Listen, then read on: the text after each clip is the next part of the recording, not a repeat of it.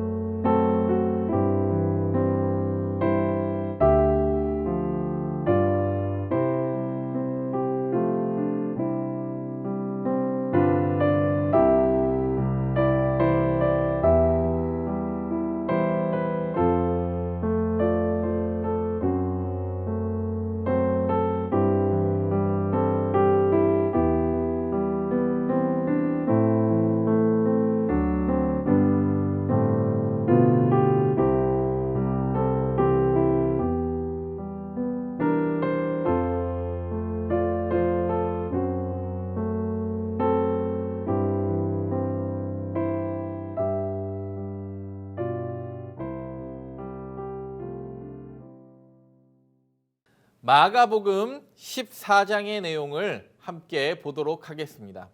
마가복음 14장은 11단락으로 구분할 수 있습니다.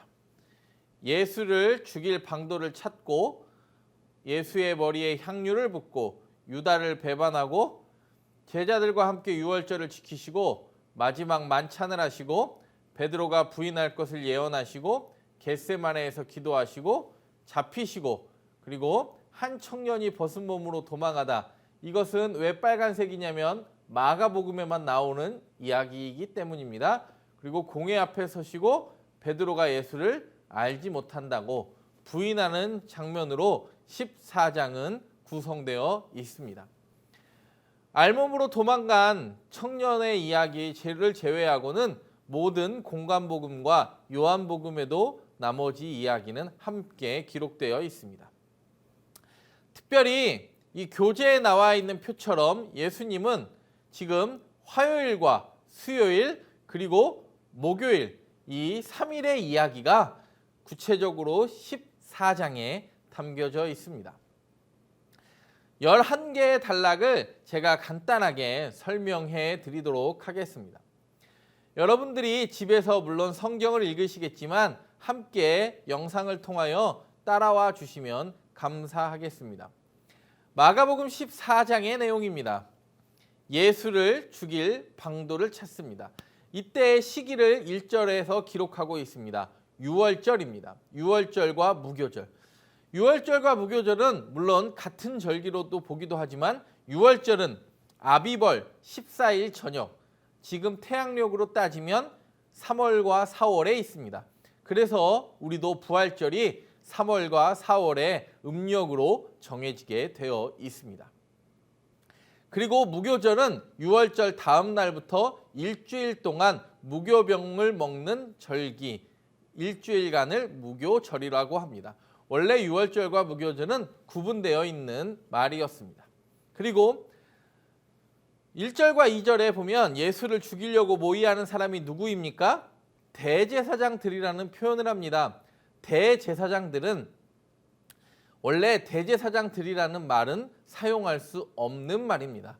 대제사장, 단수로만 사용할 수 있는 말입니다.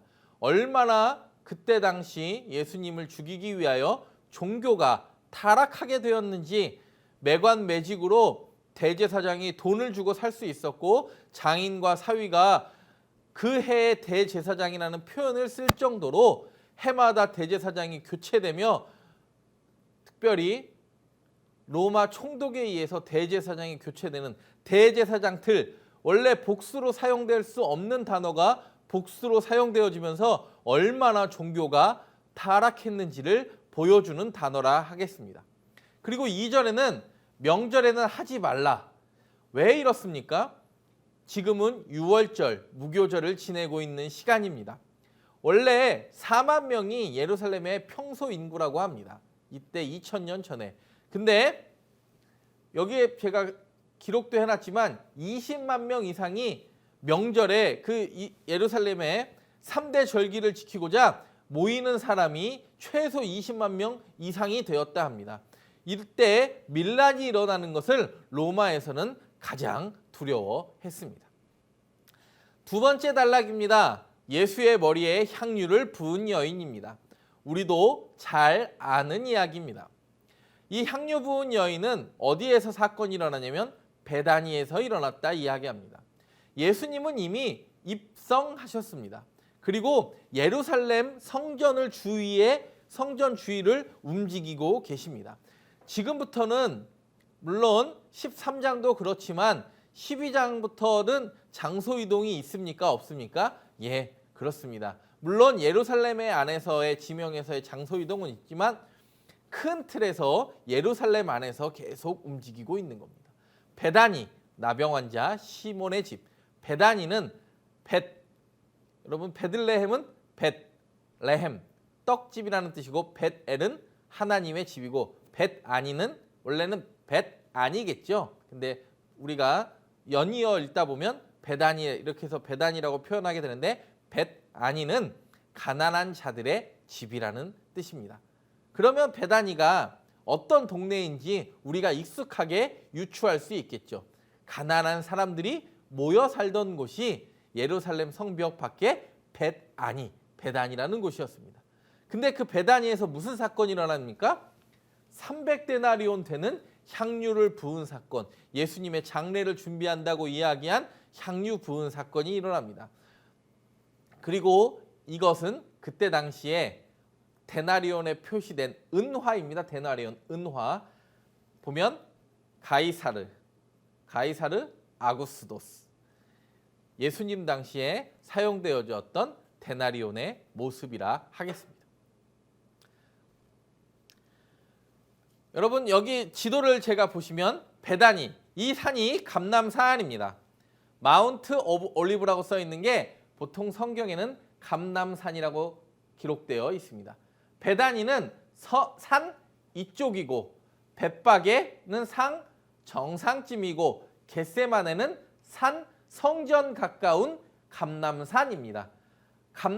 겟세마네, 벳바게, 벳아니는 모두 감람산 안에 있는 지명이라고 하겠습니다. 우리로 말하면 낙산의 팔각정, 낙산의 놀이터 이런 식으로 이해하셔도 충분할 것 같습니다. 세 번째 단락은 유다가 배반하는 장면입니다. 가룟 유다가 대제사장들, 이 대제사장들이라는 것이 얼마나 종교가 타락했는지를 분명하게 보여주는 단어라고 말씀드렸습니다. 그리고 돈을 받고 예수를 팔았다고 하는데 마태복음은 그 돈이 은 30이라고 기록하고 있습니다.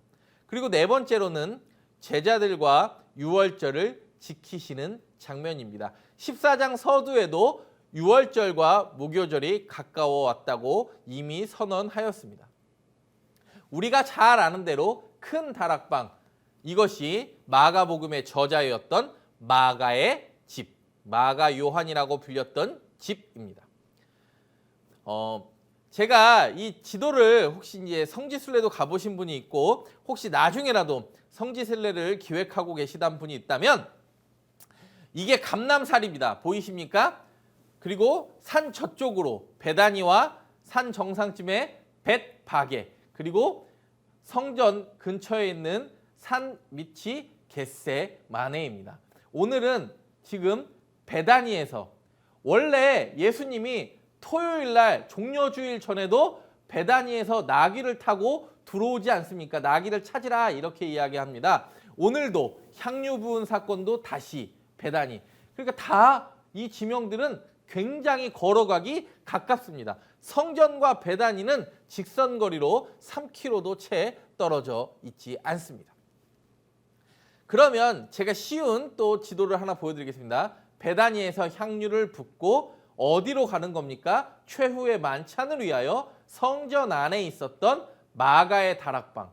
여러분 마가 요한이 우리가 부자라 이렇게 이야기합니다. 부자라서 아마 사도 바울의 긴 여정도 따라가지 못했을 거라고 이야기하는데, 이 마가복음의 저자였던 마가 요한은 성전, 예루살렘 성전 안에 살았습니다. 예루살렘 성 안에 살았습니다. 그러니 얼마나 부자였겠습니까? 그리고 다섯 번째 단락은 최후의 만찬이라고도 불리는 마지막 만찬입니다. 이 사건을 통하여 우리에게 성만찬이 보여진 것입니다. 떡과 잔을 가지고 축사하시고 성만찬 후에, 마지막 만찬 후에 감람산으로 예수님은 가십니다. 그러면 이 마가 요한의 집이 빈 것을 어떻게 알았을까? 제가 그때 당시의 풍습을 통하여 간단하게 설명을 해드리겠습니다. 예루살렘은 평시에는 4만 명이라는 인구가 있었지만 3대 명절, 유월절도 3대 명절 중에 하나죠. 이때는 20만 명 이상의 사람이 예루살렘으로 몰립니다. 그러면 숙소도 없고 잘 곳도 없고 먹을 것도 부족합니다. 왜요? 예루살렘은 4만 명 기거하는 도시니까. 그래서 외부에서 온 사람들이 빈 집을 찾기 위해서는 이렇게 집에 옷을 걸어두면 이 집은 빈 방이 있는 집입니다. 그래서 방을 구하러 갈 때 이 옷 같은 것이 문에 걸려 있으면 그 옷을 내려서 그 집 안으로 들어가면 이제는 집 안에 문에 옷이 걸려 있을까요? 안 걸려 있을까요? 안 걸려 있겠죠. 안 걸려 있으면 그 집은 이미 10,000원이라는 것이고 그 옷이 걸려 있으면 10,000원이 아니라는 것입니다. 제자들은 무엇을 찾은 거냐? 이 옷 걸린 집을 찾고 마가 요한의 다락방을 찾은 것입니다. 마가 요한의 다락방을 찾은 건 하나님의 섭리이고 계획이라 할 수 있을 것입니다. 그리고 예전에 뭐 다빈치 코드라는 이상한 영화, 그 반기독교적 영화를 보면 뭐 르네상스 시대에 그려졌던 다빈치의 최후의 만찬 보면 저기 요한과 예수님 사이가 V자니까 저기 마리아는 버진, 처녀라는 의미고 베드로와 요한 사이에 M자가 그려지니까 뭐 마리아다, 뭐 예수님 저기 십자가에 천을 걸어놓으면 그게 M자니까 뭐 마리아 십자가다. 여러분 그건 1500년 지나고 나서의 이야기입니다.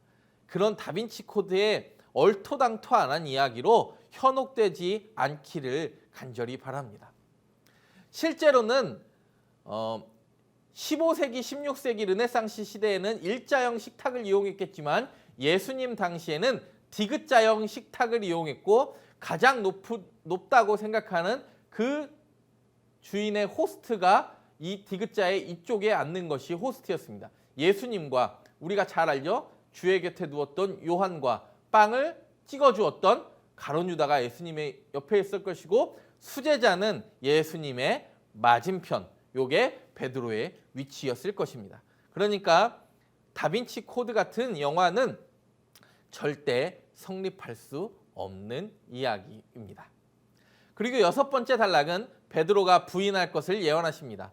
예수님이 이야기하십니다. 2번 닭이 울기 전에 네가 3번 나를 부인하리라. 베다니에서 예수님은 마가의 다락방에 와서 최후의 만찬을 하시고 마지막으로 어디를 가시냐면 겟세마네에 가시고 요때 3번 깨우고 가야바의 집에서 베드로는 3번 부인하게 되는 것입니다. 요 지도가 여러분들에게도 익숙해지기를 바랍니다. 그리고 좀 전에 본 것처럼 겟세마네에 가서 기도하시는데 요 전에 3이라는 숫자가 굉장히 중요합니다. 베드로가 주는 그리스도시요 살아계신 하나님의 아들입니다 라고 고백하면서 그 이후에 주님이 3번 순환 예고를 하셔야 됩니다. 순환 예고를 하십니다. 자기 십자가를 져야 한다. 그리고 오늘 본문처럼 3번 부인 예고를 하시고 잠든 제자들을 겟세마네에서 3번 깨우십니다.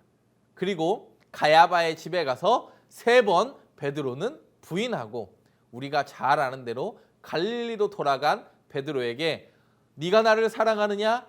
내가 나를 사랑하느냐? 내가 나를 사랑하느냐? 오주님 당신만이 아십니다. 3번 사랑 회복의 질문을 하십니다. 겟세마네는 이렇게 했습니다.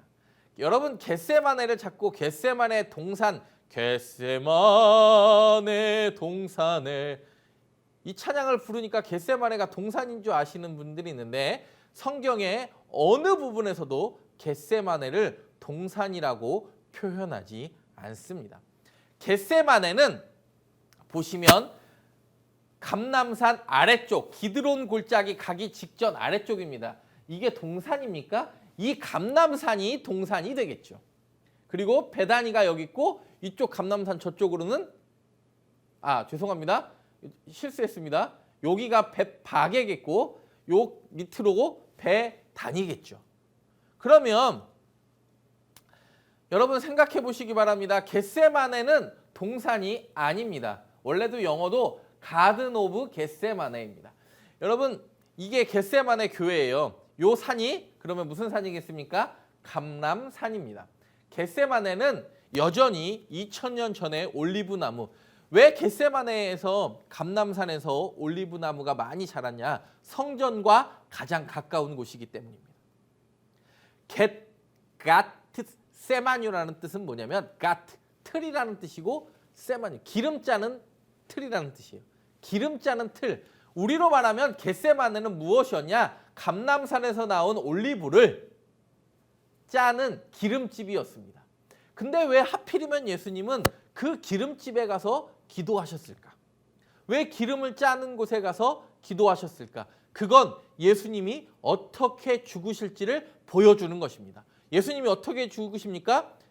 올리브가 으깨져서 올리브유가 나오듯이 자신의 물과 피를 다 쏟으면서 인류를 구원하고자 하는 뜻이 이 겟세마네 기름집을 통한 상징으로 보여지는 것입니다.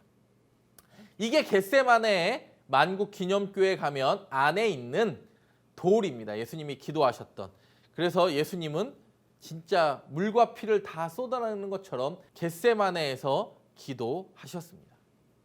그리고 8번째 단락입니다. 예수님이 잡히십니다. 어디에서 잡히십니까? 겟세마네에서 잡히시고 입맞춤으로 예수님을 팝니다.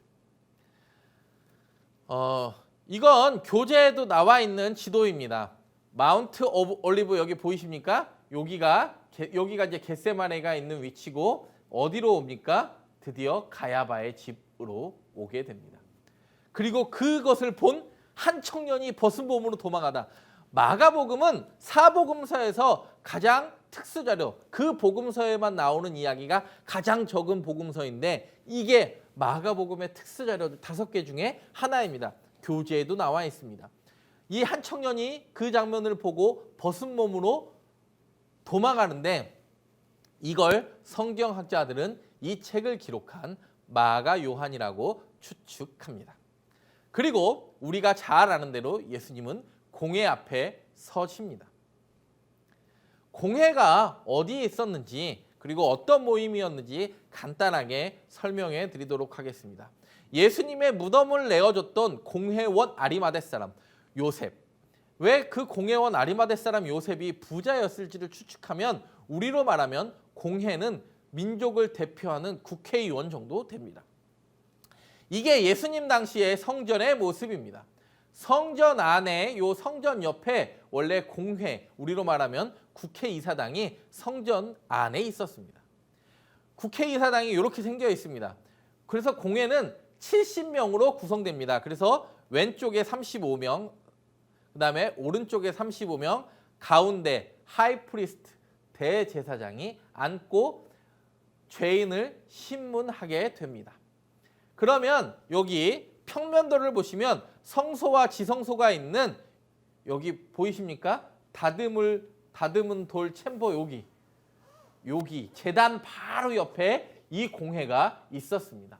근데 이때 당시에 공회는 어디에서 열립니까? 공회가 열려야 할 성전에서 열리지 않고 어디에서 열립니까? 가야바 집, 대제사장의 집에서 열립니다. 뭔가 이상하게 돌아간다라는 느낌이 여러분 이 공회를 통해서도 들지 않으십니까? 그 공회가 바로 여기 제단 옆에 이 공간에 있었습니다.